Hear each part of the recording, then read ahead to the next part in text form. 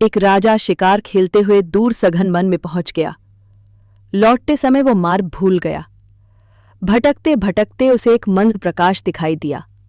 उस प्रकाश की ओर बढ़ते बढ़ते वो एक झोंपड़ी के समीप आ गया, जहां एक निर्धन भील रहता था। राज ने भील के द्वार को खटखटाया और उसकी झोंपड़ी में शरण ली। भील ने राजा का स्वागत सत्कार किया। राजा ने सुख से रात्रि व्यतीत की।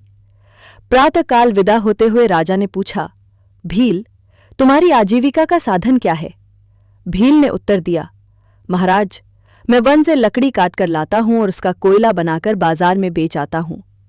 राजा प्रसन्न होकर भील को अपने राज्य में ले गया और पुरस्कार के रूप में उसे एक छोटा सा चंदन वन दे दिया। भील कुटी बनाकर सुखपूर्वक रहने लगा। 1 वर्ष के बाद राजा उस चंदन वन को देखने के लिए गया। वो ये देखकर चकित रह गया कि वन प्रायः उजड़ चुका था और भील उस झोपड़ी में दयनीय अवस्था में रह रहा था। राजा ने उससे पूछा, तुमने वन का क्या किया?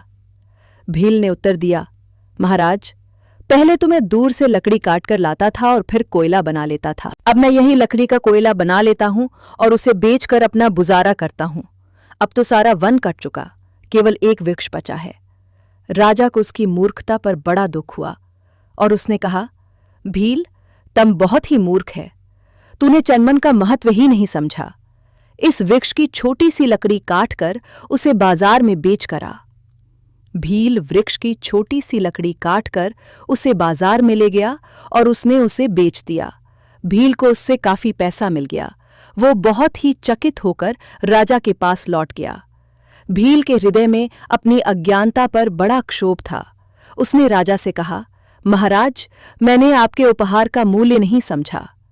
राजा ने उसे समझाकर कहा, भील, जो कुछ हानि हो गई उस पर अब पछताने से क्या लाभ है। अब इस वृक्ष का ठीक मूल्य समझो। इसमें से थोड़ी थोड़ी लकड़ी काटकर धन कमाते रहो और नए नए वृक्ष लगाते रहो।